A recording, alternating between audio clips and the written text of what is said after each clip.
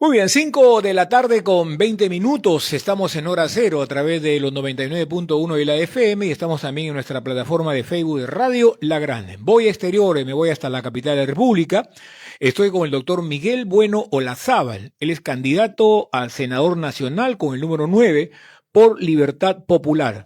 Abogado, catedrático universitario con más de 30 años de ejercicio profesional, integró una comisión revisora del Código Civil y el Comité Consultivo de la Comisión de Justicia y Derechos Humanos del Congreso de la República de forma honoraria.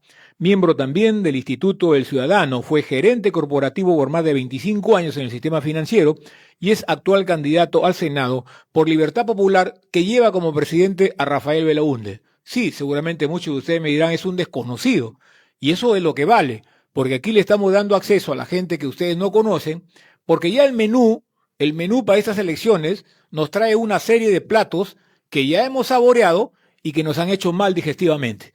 Así que queremos cambiar las cosas. Tenemos otros menús, por supuesto, con el respeto que se merecen, y hay que ir, siempre he dicho yo, tratando de ver dónde están las personas que nos pueden generar el cambio. Bien, doctor Bueno, ¿cómo está usted? Lo saluda Carlos Valareso. Gracias por estar esta tarde con nosotros aquí en hora cero. Buenas tardes, Carlos. Muchas gracias por la oportunidad de poder dirigirme a tu audiencia. Muy bien, muchas gracias también por su tiempo. Cuéntenos un poquito, doctor Bueno, haciendo un paréntesis, realmente para que la ciudadanía trujillana, para que el norte, hasta donde llega, bueno, esto se va a través de las redes sociales, tenga una idea de su persona, cómo así también le nace la idea ante esta situación tan complicada que se vive de meterse en la política. Muchos corren de la política, le tienen temor y mucha gente de bien trata de evadir la política, pero creo que hay un compromiso con el país y sobre todo para los chicos que vienen más adelante. Lo escuchamos. Justamente es por lo que acaba usted de comentar que es necesario que la política sea ocupada, el ejercicio de la política sea ocupado por nuevas personas que no tienen ningún, vamos a decir criollamente, ningún anticucho, y lamentablemente se da una figura que se conoce como vacío de poder que luego se ocupa. Si es que hay un sector importante de ciudadanos, de personas que han podido estar en la vida política, en la vida pública, y por las desgracias de esta forma de ejercer la política deciden apartarse, lo que ocurre a continuación es que otras personas ocupan esos espacios. O sea, nunca hay vacío de poder, siempre alguien ejerce el poder que no es ejercido. Y entonces el retroceso de la gente correcta, de la gente que no vive de la política, de la gente que podría aportar muchísimo a la gestión pública, hace que cada vez sea copada la política por sujetos y personas indeseables que no responden a un interés de servir a la colectividad, sino de servirse. Entran a la política para hacer negocios, para servirse. Si alguien quiere ganar dinero, el camino de la política no es el correcto. Puede poner el negocio que mejor le parezca. Pero eso es lo que tiene que cambiar. Debemos cambiar el elenco de los partidos que hoy están manejando el país y también debemos cambiar el elenco de los políticos. ¿Con qué mira? Con miras de adecentar la política y de hacer que nuestra patria sea un país vivible para nuestros hijos, para nuestros nietos, porque al ritmo que vamos, las juventudes, que son un talento tan valioso, están pensando en emigrar, en irse a otros lugares donde puedan desarrollar su vida. A mí me parece fantástico que las juventudes vayan a formarse, a capacitarse, a obtener un mayor conocimiento, pero tendrían que regresar una parte importante de ellos a la patria para hacerla grande. Vea usted lo que pasó con la India. En un tiempo los talentos iban y se formaban en Estados Unidos y se quedaban. Pero en la última década, en los últimos 15 años, podría decir que más bien cambiaron de criterio y iban, se formaban en las principales universidades estadounidenses y luego se han regresado a su país. ¿Y qué ha hecho eso? Que, por ejemplo, la India sea una potencia en temas informáticos. ¿Por qué? Porque esos talentos regresaron. Eso tenemos que hacer en el Perú, pero para poder hacerlo tiene que cambiar el escenario institucional, tiene que restablecerse el orden, tiene que el país que ser vivible y los políticos tienen que dar servicio a la colectividad y no entrar más bien para prebendas y bollerías.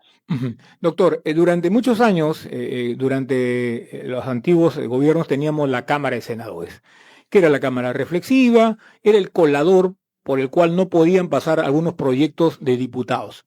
Pero viendo hoy estos últimos años, este congreso que hemos tenido, donde todo se hace a rajatabla, con arreglo debajo de la mesa, etcétera, etcétera, se le han enfrentado al propio ejecutivo, etcétera, etcétera. ¿Qué le garantiza, doctor, que si usted va al Senado con el número 9 por Libertad Popular, qué le garantiza a gente como usted nueva en política de que su voz sea esa voz reflexiva, su voz sirva para evitar, ¿no?, los abusos, sirva para evitar los errores que han cometido los diputados, los congresistas en estos últimos años, que han generado, valga la redundancia, de que la política nacional se degenere? Justamente hay que adecentar la política, por eso digo que personas que no tienen ningún problema legal, judicial, que no van a vivir de la política, que tienen el tema resuelto, ingresen a la política, y se trata de que esto ocurra en todos los partidos, que se formen consensos y que haya una visión de futuro, es decir, que compartamos los peruanos a través de quienes ejercen la dirección del país un futuro consensuado, porque si algo sobra en el Perú son diagnósticos de lo que se tiene que hacer, pero no se hace nada. Entonces nos tenemos que poner de acuerdo en eso. Yo creo que la opción de ciudadanos que no dependen de la política y que no están en los pactos de estos partidos que tan lamentablemente vienen llevando el país, va a asegurar que efectivamente pueda ser la Cámara de Senadores una cámara de reflexión. Y seguramente usted me hace el comentario porque hace 32 años que tenemos un Congreso unicameral, y entonces, por ejemplo, los jóvenes, las juventudes han nacido a un Congreso unicameral y no tienen la idea de lo que es un Congreso con dos cámaras. Y dicen, si este Congreso es tan malo, tan irresponsable, tan irreflexivo, ¿por qué vamos a generar otra cámara más Sí, para pues. tener el problema duplicado? Pero lo cierto es que esta segunda cámara tiene que ser una cámara de reflexión, como era antes en nuestra historia republicana, porque el Congreso unicameral de la Constitución del 93 es el único en nuestra historia. Y ahora, por Se cortó, parece. comisiones, Está no, bien. aló, Sí, sí, ¿no? sí, lo Sí, escuchamos, adelante. pueden exonerar del trámite de comisiones o de una segunda votación, y es absurdo. O sea, una ley express puede salir sin el menor análisis. Por eso es necesaria la revisión de una cámara como la Cámara de Senadores. Pero hay un problema: la cámara que se ha creado de senadores es omnipotente y hay que también corregirla para restablecer el equilibrio de poderes. Ok, ahora, ¿qué tiene en mente Eduardo Bueno, Miguel Eduardo Bueno, si es elegido? Ya, usted acaba de ser elegido, le salió el 9 como senador por Libertad Popular, lo tenemos en el Senado. ¿Qué es lo primero que usted ha proyectado, o algunos 2 o 3 puntos en los que usted Sí, por quiere supuesto. incidir ahí? Sí, yo quiero primero contribuir a una acción decidida del Poder Ejecutivo y del Poder Legislativo que pasa por restablecer la seguridad. Y para eso se tienen que llevar adelante tareas de inteligencia en coordinación con las compañías de comunicación, las de telefonía, y en coordinación también con los bancos, para poder desmantelar estas organizaciones que existen de extorsión, de sicariato, que su medio de pago es justamente a través de las plataformas que existen de Yape, de depósitos o transferencias en cuentas bancarias. Una acción de inteligencia permitiría arreglar todo esto rápidamente. Nuestra policía es muy eficiente en su lado estratégico. Ellos han desmantelado Sendero Luminoso, que es algo mucho más complejo que desmantelar bandas de delincuentes, por organizados que estén. Porque solucionada la seguridad, y ese es un tema bien álgido en el norte, particularmente en Trujillo, solucionado ese problema de la seguridad, va a haber paz, va a haber libertad para trabajar, y ese es el motor del desarrollo. Ahora se extorsiona a un local, a una bodega, a una línea de transporte. Entonces eso cambiaría. Eso sería como acción ejecutiva inmediata. La acción legislativa sería derogar el conjunto de leyes que han favorecido a la criminalidad organizada, que son más o menos 15. Esa sería una acción inmediata. Acción ejecutiva para desmantelar la extorsión, el sicariato, la inseguridad, la delincuencia, y acción legislativa para derogar este conjunto de más de 15 normas que son sumamente perjudiciales para la seguridad jurídica y que favorecen a conductas delictivas. Y por otro lado, a mí me interesaría en esto que le comenté al principio, de tratar de restablecer el equilibrio entre senadores y diputados, y mejor dicho, entre Congreso y Poder Ejecutivo, y además para darle gobernabilidad al presidente que fuera, tenemos que hacer un ajuste porque, como decía, el Senado es omnipotente y tal vez sería bueno efectuar modificaciones de la composición del Congreso y cambiar los periodos legislativos para que se produzcan renovaciones en momentos diferentes, de modo tal que siempre exista la correlación de lo que el pueblo piensa y los propios congresistas vean su mandato modificado en la duración y en la oportunidad del cambio. Y esto es importante viendo todo lo que ha pasado en la última década, podríamos decir, inclusive un poco antes, donde dos fuerzas que no necesariamente tienen el consenso mayoritario de la ciudadanía pasan a una segunda vuelta y gana un presidente, pero con una mayoría adversa en el Congreso que no lo deja gobernar. Por ejemplo, sería interesante que para pasar a la segunda vuelta haya un porcentaje mínimo. Si es que no se logra ese porcentaje mínimo, tendría que convocarse a una nueva primera vuelta y también sería interesante ver la posibilidad de elegir a los congresistas ya en una segunda vuelta. A lo mejor podríamos pensar que no necesariamente pasen dos candidatos, podrían pasar tres, podríamos establecer mínimos, como digo, y eso definitivamente daría gobernabilidad a quien resulte presidente, porque tendría, digamos, una fuerza congresal que le permitiría gobernar. Eso es central y ese es uno de los puntos que yo quiero llevar. El otro es el de la inclusión financiera, haciendo que sea posible que sectores que hoy se encuentran en el mundo informal o en la imposibilidad de acceder al sector formal puedan tener mecanismos y facilidades para que ello sea posible y se genere pues una cadena de un círculo virtuoso de circulación de la riqueza, de la posibilidad de obtener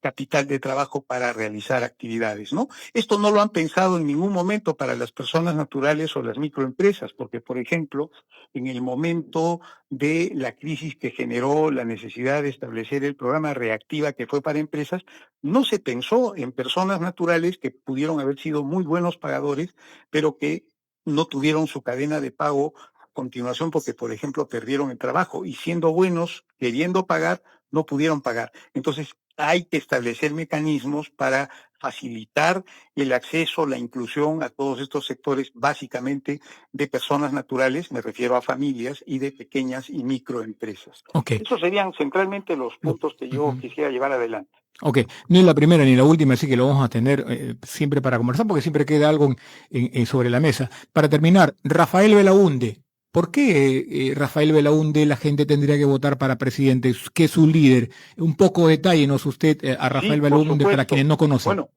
perfecto. Rafael Belaúnde es el líder de Libertad Popular y es un partido cuyo símbolo es un cóndor con un fondo amarillo, ¿no?